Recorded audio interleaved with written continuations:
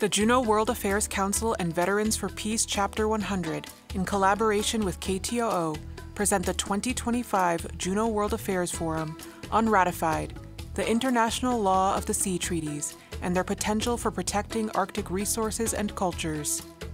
In this session, the role of Indigenous peoples in the High Seas Treaty. Dr. Dalee Sambo Dorough, Special Advisor, University of Alaska Anchorage, will discuss both the advantages of and the hurdles to direct Indigenous participation in the Biodiversity Beyond National Jurisdiction Agreement.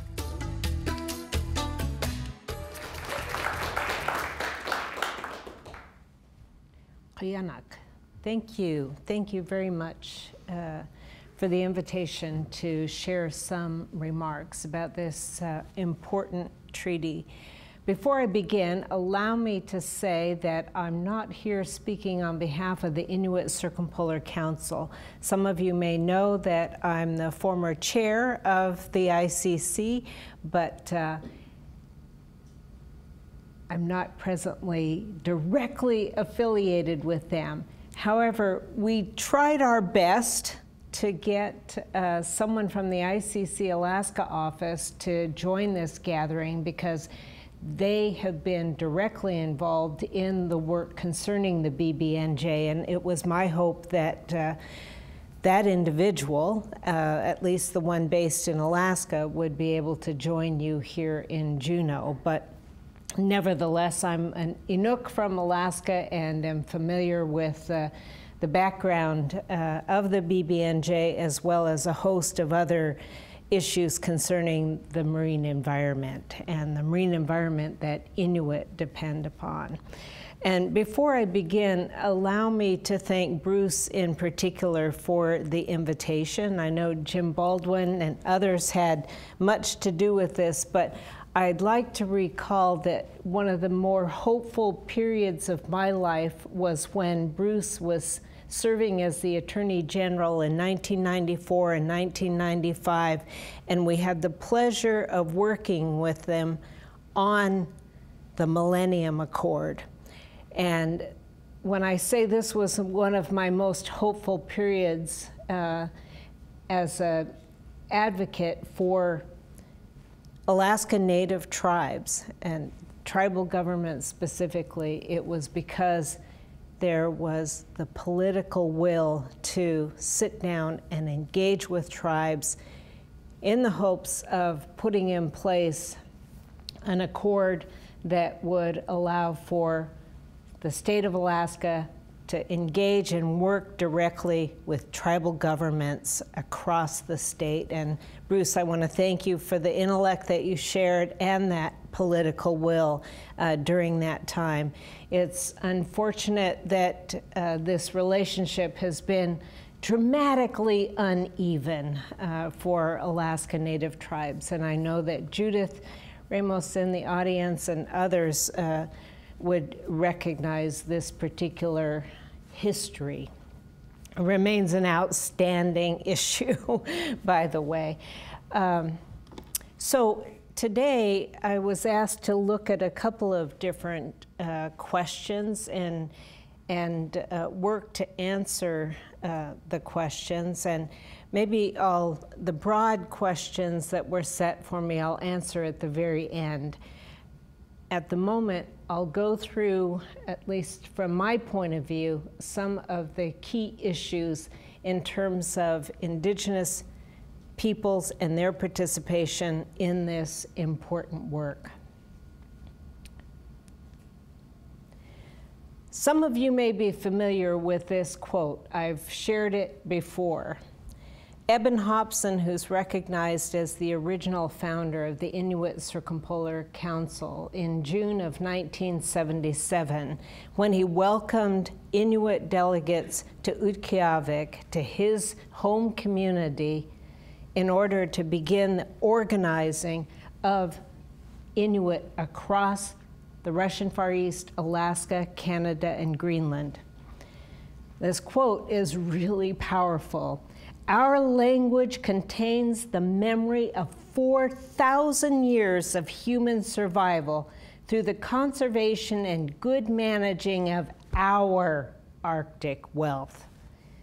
Our language contains the intricate knowledge of the ice that we have seen no others demonstrate.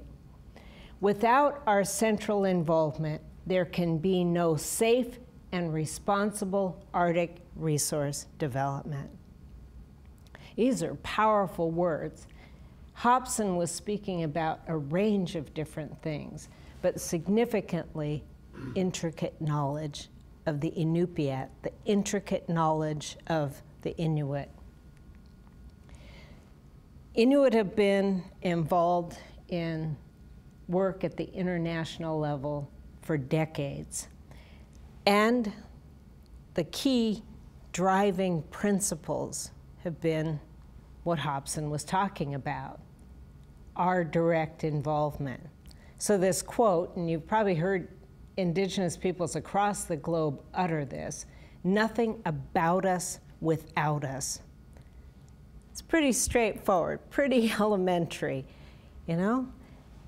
If you're gonna have a dialogue about something that pertains directly to us in terms of our rights, in terms of the natural world that we inhabit, anything, don't do it without us.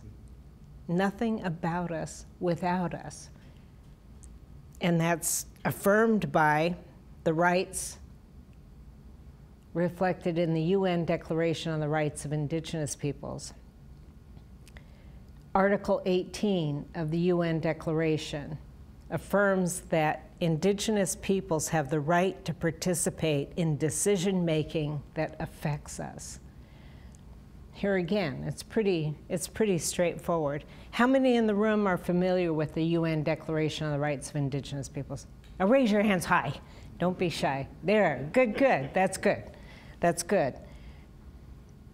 What's important about this instrument is that all of the rights affirmed in the UN Declaration are interrelated, interdependent, interconnected, and indivisible.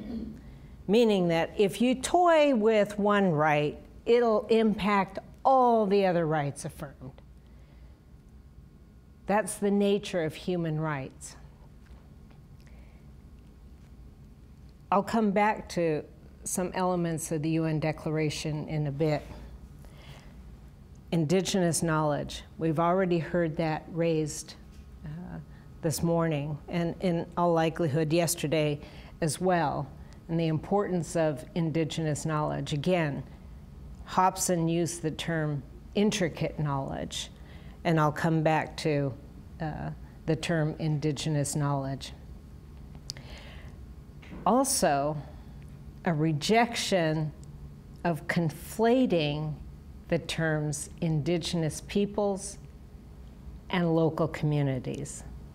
Well, I do know why states are doing this. In nearly every single UN instrument, UN member states have conflated the terms, indigenous peoples and local communities. And the reason why I've referred to a rejection of this is for decades, indigenous peoples have sought the affirmation of their distinct rights in every UN body.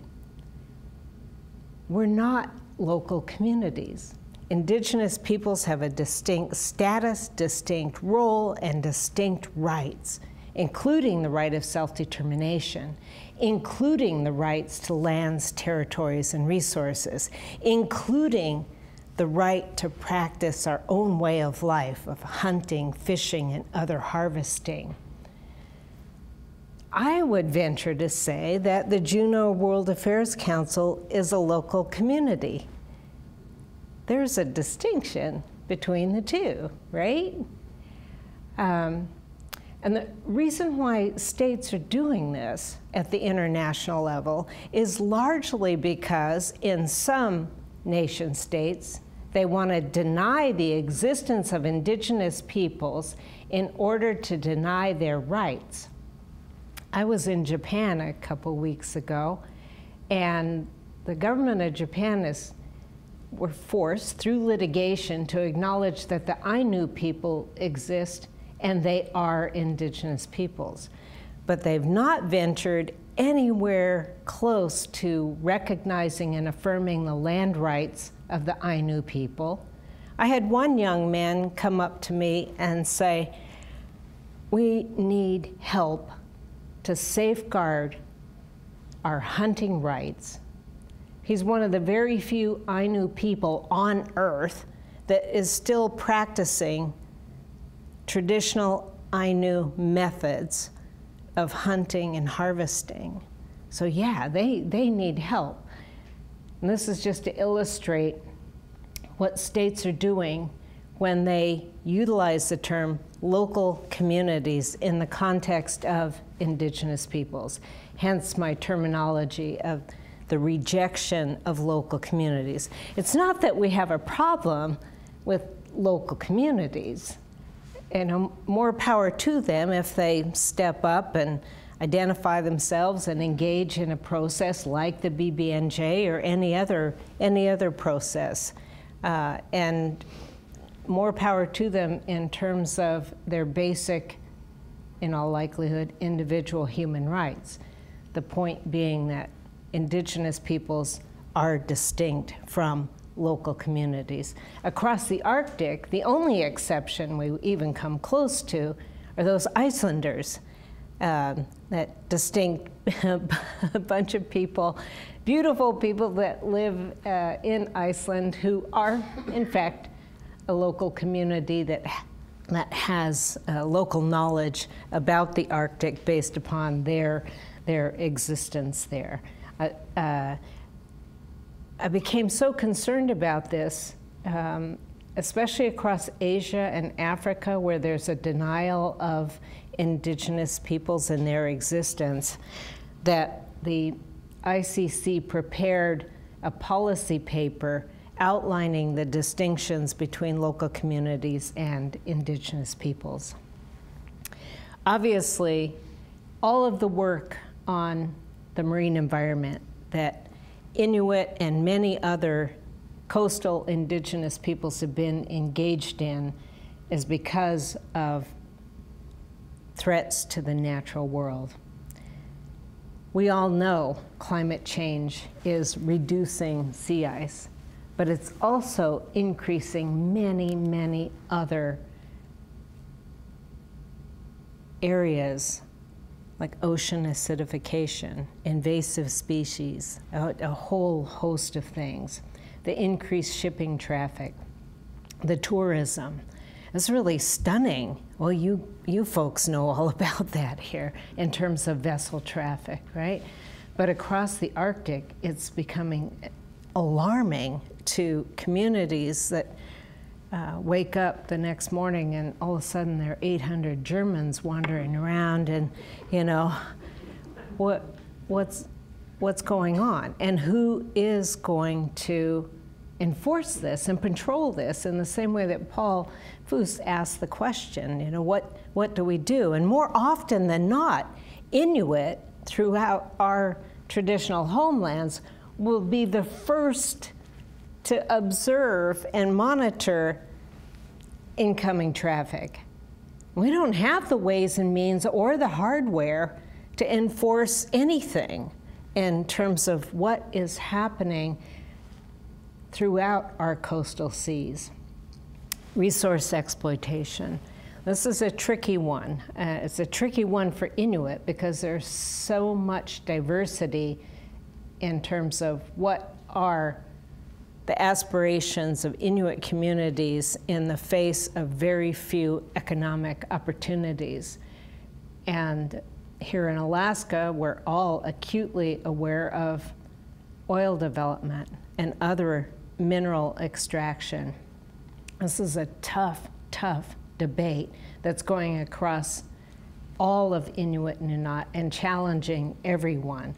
But everyone knows we have a host of environmental concerns when it comes to oil and gas development, especially offshore oil and gas development, as well as mineral extraction, rare earth elements, and so forth. the question of governance, and I'm grateful for the references that have been made already to governance and good governance. I think maybe those of you familiar with the Sustainable Development Goals know about one of them, which is good governance. As U.S. citizens, we kind of got the measure of what good governance is today. It's a huge challenge for us. We can't even have civic discourse in so many different venues.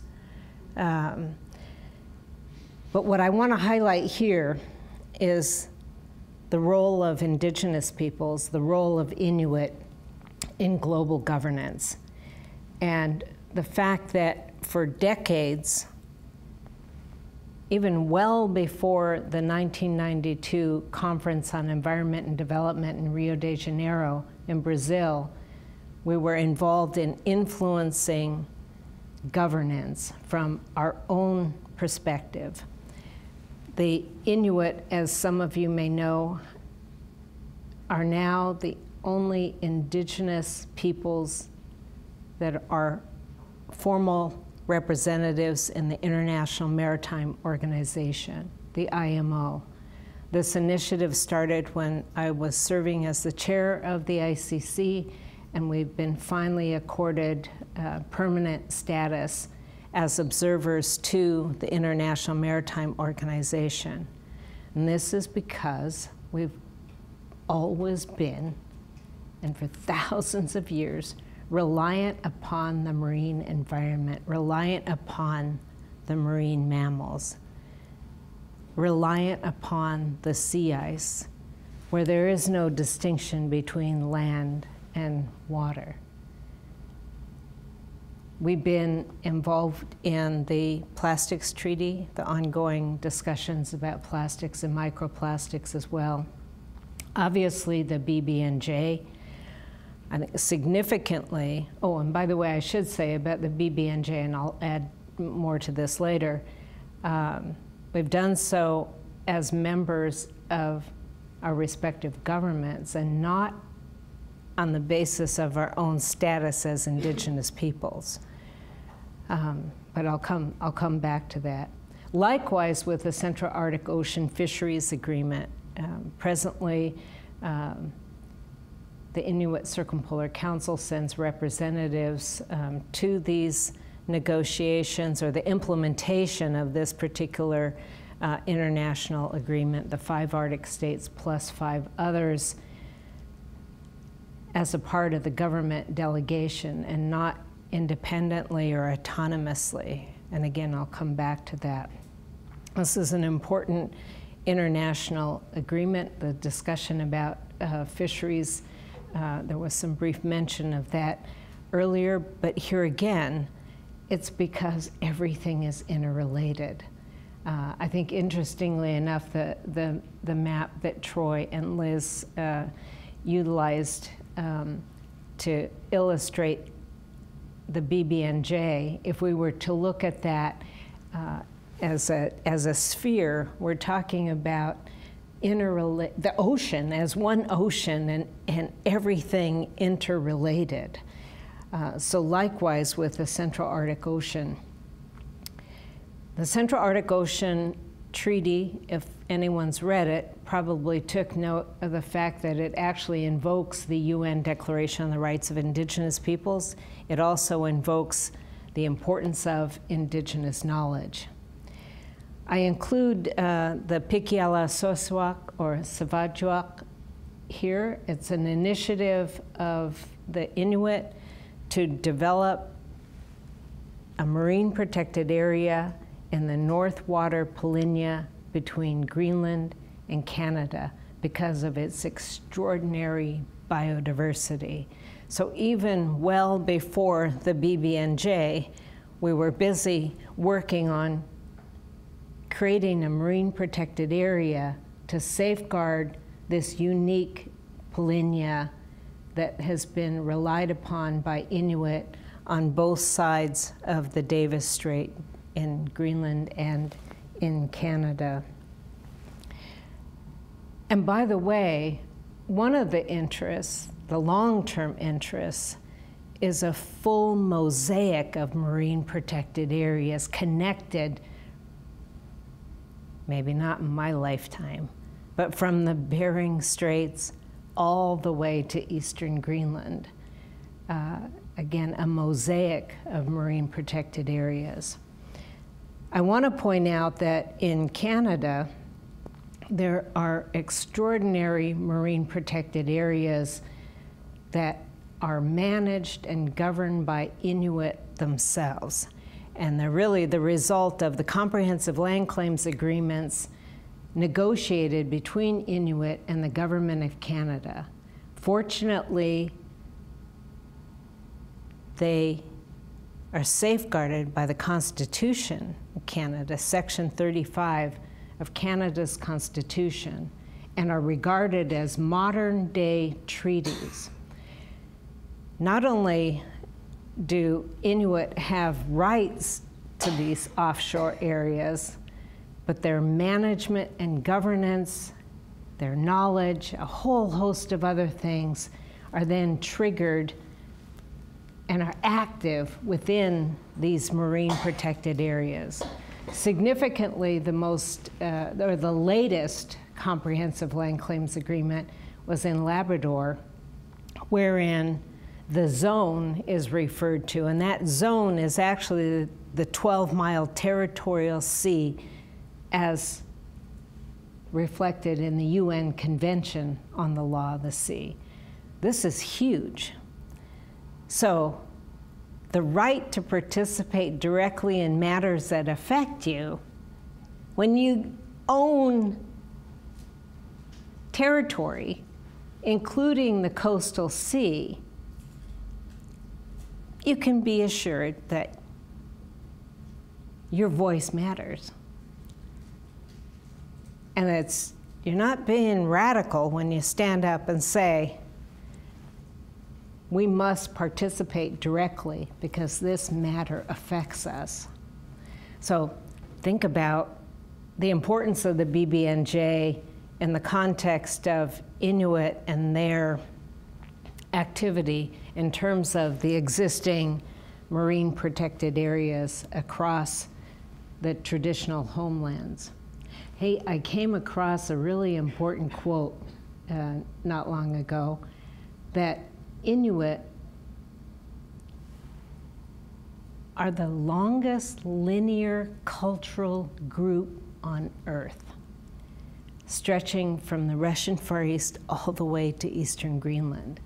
It might be narrow in some places, but we're still there. And that marine environment, that's huge. That territory, that is huge. Hence the importance of questions like the one Paul posed earlier. Say, who are the eyes and ears out there? So I already mentioned this, that this historic accreditation of Inuit and the opportunity to influence the International Maritime Organization, where the agenda includes underwater noise impacting marine mammals, black carbon emissions, invasive species, ballast water impacts. Everyone knows about the Polar Code, I'm guessing. And here again, safety of life at sea, environmental protection. These are important matters that can't be looked at in a siloed fashion. So I'm really grateful that Liz and others that have been active in terms of the BBNJ have recognized that this can't stand alone.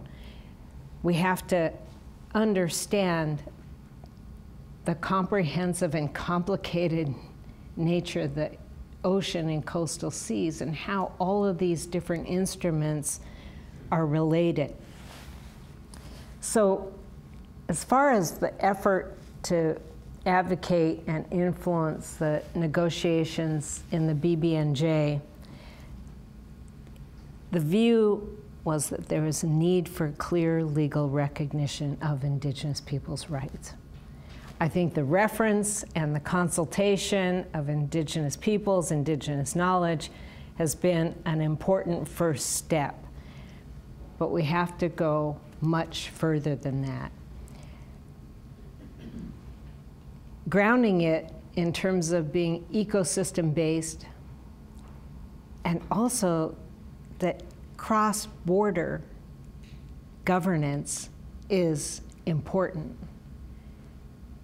We have a lot of precedent in this area already where, well, unfortunately, species are often siloed and not looked at as interrelated and inhabiting diverse marine mammals inhabiting a particular habitat. This is one problem that we have with things like the MMPA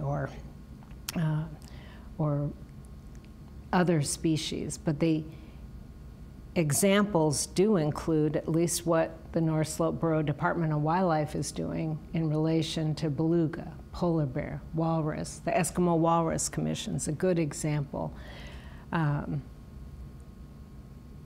The International Whaling Commission, here again.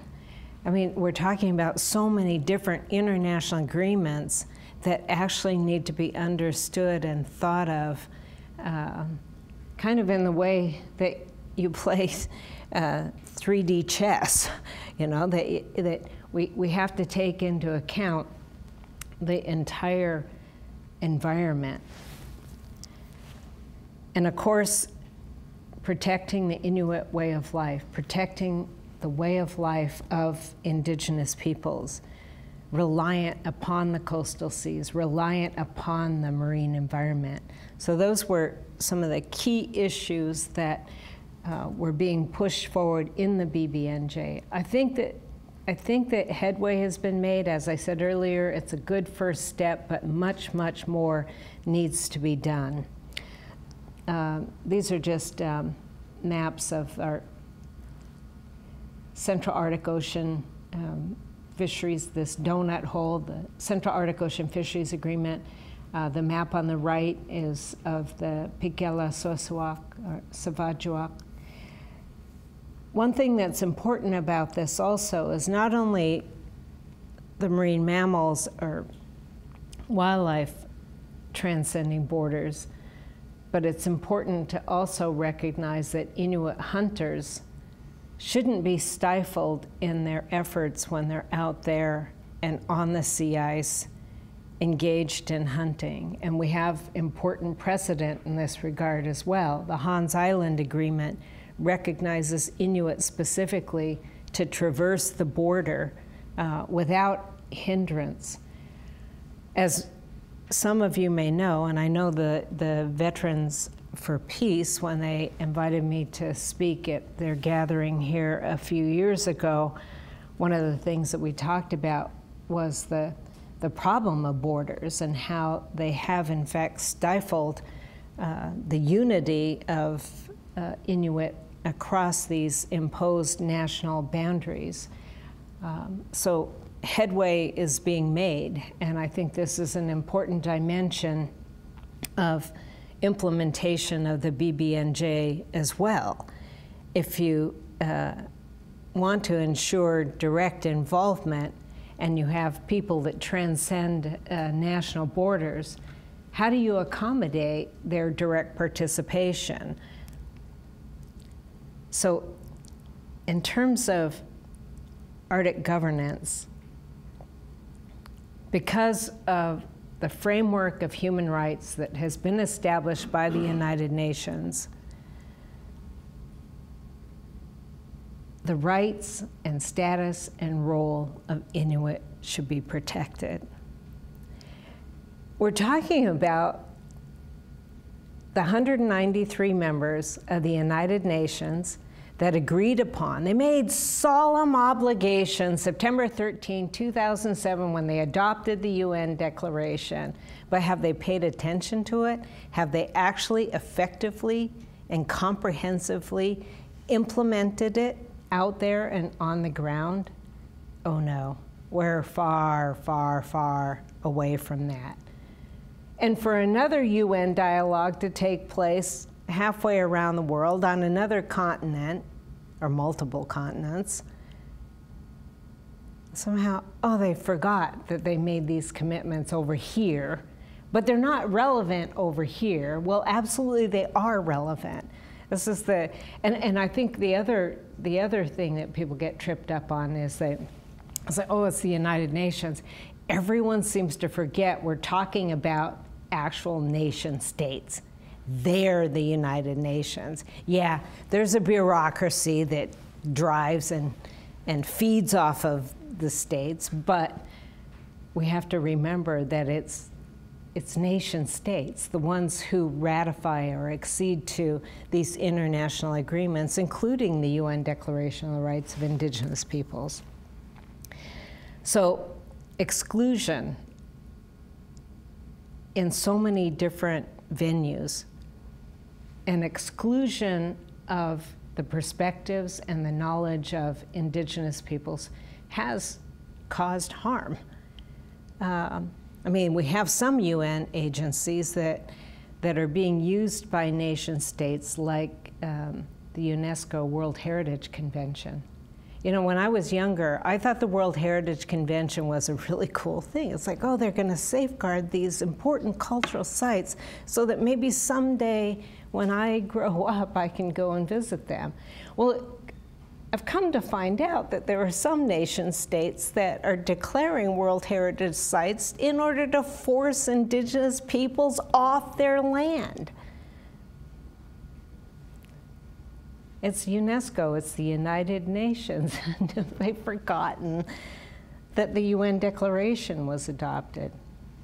This kind of exclusion has obviously been a violation of human rights, as well as has severe consequences for the natural world.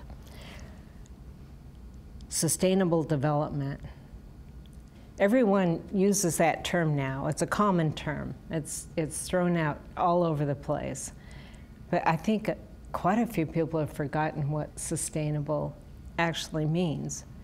I don't know if anybody's ever been in a meeting with a mining company where they say they want to, you know, engage in sustainable development. It's like, well, you know, that's a non-renewable resource. I don't know what you're going to sustain. Yeah, it's important to sustain the environment around it, but anyway. In the end, cultural integrity, environmental integrity is what has been important. And if we think about in an elementary way, the term integrity, it means something whole, something intact, something original, not harmed. And so we're talking about sustaining indigenous communities, Arctic indigenous peoples and their communities, and every indigenous nation, people, or community across the globe. That's what the objective is. And so I'll comment and try to answer some of the questions that were set to me and then conclude. So, what are the advantages of direct participation of indigenous peoples of Alaska in the BBNJ Treaty? What are the hurdles to direct indigenous participation in the BBNJ? I think that in terms of direct participation, I've already referenced indigenous knowledge, and it's not only the Inuit, but everyone here knows the extent of our coastal territory. It's I don't know, somebody's probably done the math. I think it may be unmatched if you think about the whole of the United States, including Alaska. This is an extensive coastal region, coastal zone. So indigenous knowledge, I think first and foremost, if we think about even a single species, but if we think about them all together, especially species like bowhead whales and their migration routes, the whole ocean, that knowledge I think the point is understood. What are the hurdles to direct Indigenous participation in the BBNJ? Governments. It's that simple. Unless they are going to share, and unless they're willing to respect and recognize the rights of Indigenous peoples. And I don't think that in the context of the BBNJ that consultation is enough. That question of governance is crucial. It is fundamental. So what can we do? There are some examples. The UN Framework Convention on Climate Change, that international treaty, as old as, I mean, from 1992 to present, Indigenous peoples are now a constituency within the UNFCCC, meaning they have the ability to influence the dialogue, the knowledge, the policy changes, how concrete action is taken within the UNFCCC as a formal constituency. I don't think it's good enough. But one thing that is significant is that at present, Indigenous peoples by and for themselves can select their representatives without any UN nation-state oversight, unlike the other mandates that are Indigenous specific within the UN, like the Permanent Forum on Indigenous Issues, or the Expert Mechanism on the Rights of Indigenous Peoples, or the UN Special Rapporteur on the Rights of Indigenous Peoples. In the end of the day, nation states get the final approval as to who those individuals happen to be. In the UNFCCC, nation states aren't involved in any way, shape, or form, and Indigenous people self-select their own representation. And that representation, through what's now called the Facilitative Working Group, is direct and equal with states. You kind of see where I'm going with this idea of Indigenous peoples having a direct role. Some of the other examples include observer status within the Intergovernmental Panel on Climate Change. Inuit have been able to influence IPCC reports, the Special Report on Oceans and the Cryosphere. You can check the footnotes. Inuit are there. The assessment reports on adaptation, harm and vulnerability. We've tried to open up this space through Indigenous knowledge holders and Indigenous knowledge to influence the information that emerges from the IPCC, which supposedly the UNFCCC nation states, the parties, will actually refer to and make decisions upon. We think that we're offering the best available knowledge to the decision makers, science and Indigenous knowledge, and co-producing knowledge to inform decision makers, again, to have the best available information that they can possibly get. So I mention this because, you know, there's at least accommodation in those quarters. Presently, there's a discussion at the United Nations about the enhanced participation of Indigenous peoples in the General Assembly and the Human Rights Council. You can imagine that Russia's not so happy about that. China's not so happy about that. Nevertheless, Indigenous peoples are trying to carve out a space for their specific political institutions to be in place when decisions are being made about them, including things like the exercise that we all just went through in biodiversity beyond national jurisdiction.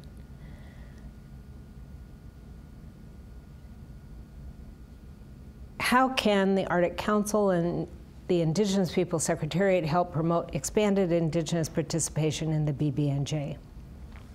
I think that the permanent participants engaged in the Arctic Council could link arms and set an agenda that really pushes the discussion through the Arctic Council. But I think that they can be even far more effective, because this is a global treaty. They can be far more effective if they're directly and autonomously involved. And reaching for the stars, or beyond the stars, in terms of going far beyond consultation and having some kind of formal status within the BBNJ and its implementation and its governance. We may be past that, the ink may be dry, but in terms of implementing it, something much more serious needs to be put in place. And perhaps the Arctic Council member states can assist in this way. Perhaps the IPS at the Arctic Council can help. I think that certainly the working groups, the most active bodies within the Arctic Council, could be helpful and intersect their research and their knowledge with what's going on in the implementation of the BBNJ. I think there are all kinds of creative possibilities there. It would really be something if the Arctic states actually came together and reinforced their mechanisms to ensure enforcement. And this is a huge question. Looking broadly, how does one make sure that Arctic Indigenous voices are heard in the BBNJ process? Again, I think directly, autonomously, internationally, if Indigenous peoples band together and have the same shared objective and unify under a particular banner, especially when we think about the South Pacific and the Indigenous peoples that are actually government in some of these vast ocean areas. If they were able to band together and organize and lead something, I think it could be quite significant. The last thing that I'll say, just because of the notes I have here, is that I urge those of you who are interested in Indigenous knowledge and this field of work specifically. You may know that the ICC developed their own definition of Indigenous knowledge. They have also put in place protocols, ethical and equitable engagement of Indigenous knowledge out there, important guidelines based on the substance of the right to knowledge and the procedural aspects. And when I say substance, I mean simply that Indigenous peoples have the right of self-determination in areas of research, that sovereignty over research is sourced in the right of self-determination. And so these ethical and equitable protocols are important guidelines that can be helpful to anybody and everybody. I could say a lot more about that, but I'll conclude on the note that it's not just the UN Declaration on the Rights of Indigenous Peoples. The Organization of American States has also adopted the American Declaration on the Rights of Indigenous Peoples. In addition, the International Labor Organization revised their convention, the only legally binding treaty concerning Indigenous peoples specifically, in 1989. International legal scholars have recognized that these three instruments, this trilogy of instruments, are all mutually reinforcing and complementary. So when you look to the human rights of Indigenous peoples, be sure to look at all of these instruments together, because these standards now serve as the human rights norms that should guide the engagement of Indigenous peoples in things like the BB&J and otherwise. So I'll stop there. Qianak, thank you.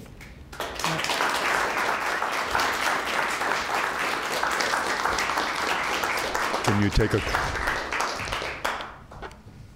Yes, Dr. Sambo, and I love saying that. I've known you since you were a young girl. You've come quite a long way.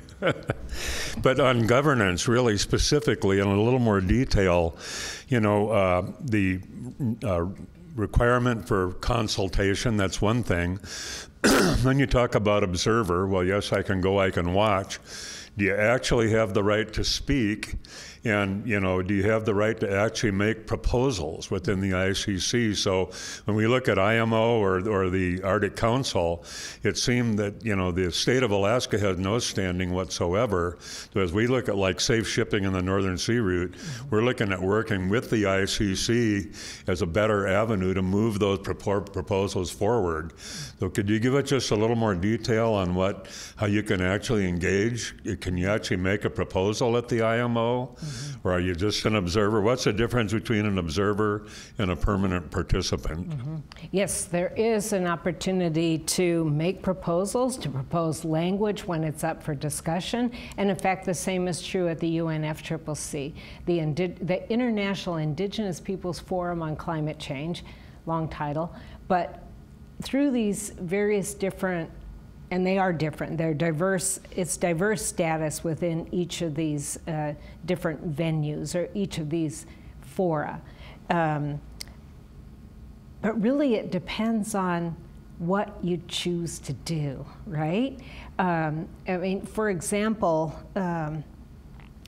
when we started looking at the Intergovernmental Panel on Climate Change, we're looking at this information. They're going to come up with a report on the oceans and the cryosphere, and we're all about the oceans and cryosphere, right? I've been saying that we're the indigenous peoples of the cryosphere. We love ice. We love ice. And Sheila Watt-Cloutier writes the book, The Right to be Cold. You know, this is a big deal. So I think it depends on development of a strategy and just pursuing that strategy. I think consultation is not good enough. In terms of linking arms with other political institutions, my comment earlier about what are the hurdles, and if government is the hurdle, if national governments are the hurdle, then go for it in terms of linking arms with Indigenous peoples organizations and moving an agenda or developing in collaboration with Indigenous peoples an agenda or a strategy. One place where this has been, I think, markedly different is in the International Union for the Conservation of Nature. It is not a UN entity. Sure, they work with and try to say things that influence the UN, but they are a union, meaning that, like other unions, membership is comprised of a whole host of diverse actors. And this is an area where I think you can gain some traction in terms of other political institutions. They've come a long way.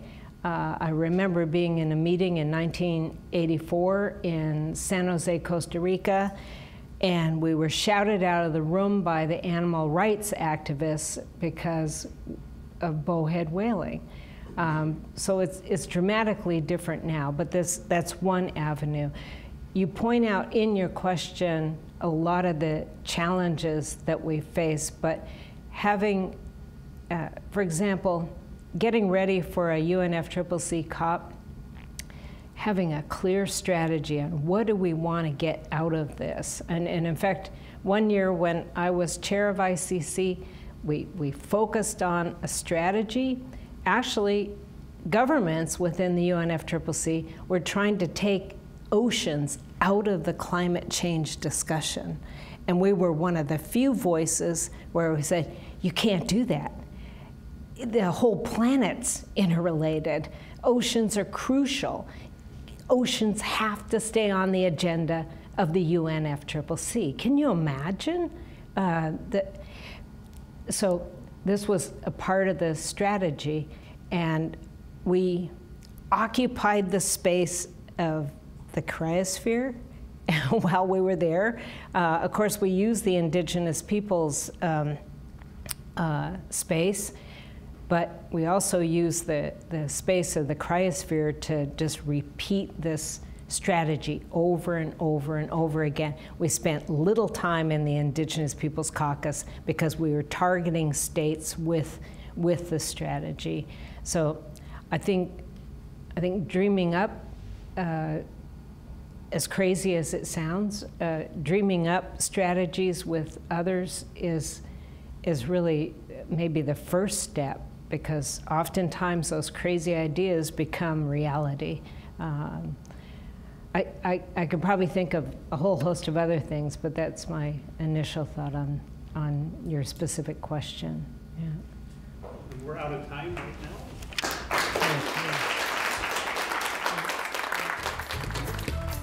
That was Dr. Dalee Sambo Dorough discussing the role of Indigenous peoples in the High Seas Treaty. It was recorded October 11th, 2025 at KTOO on the unceded territories of the Occoquan on Tlinke-Ani as part of the 2025 Juneau World Affairs Forum, Unratified, the International Law of the Sea Treaties and their potential for protecting Arctic resources and cultures.